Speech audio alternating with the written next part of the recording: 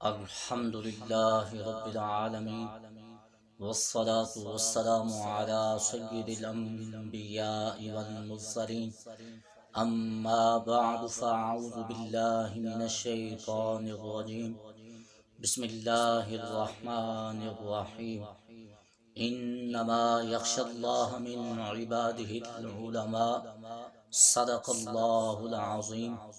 سامعین و حاضرین، آج کا ہمارا سوال ہے کہ روزے کی شرعی تعریف کیا ہے اور روزے کی کتنی اقسام ہیں، روزے کی کتنی قسمیں ہیں، یہ آج کا ہمارا سوال ہے۔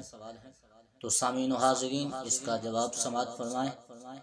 روزے کی شرعی تعریف یہ ہے کہ مسلمان کا بنیت عبادت صبح صادق سے لے کر غروب آفتاب تک اپنے آپ کو قصداً یعنی جان بوجھ کر کھانے پینے جماع سے باز رکھنا، یہ شرعاً روزہ ہے۔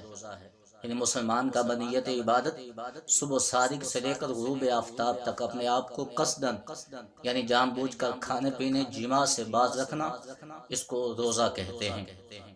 اور روزے کی اقسام، روزے کی 5 اقسام ہیں، روزے کی 5 قسمیں ہیں۔ نمبر 1 فرض روزہ، نمبر 2 واجب روزہ، نمبر 3 نفلی روزہ، اور نمبر 4 مکروہ تنزیہی روزہ، اور نمبر 5 مکروہ تحریمی روزہ۔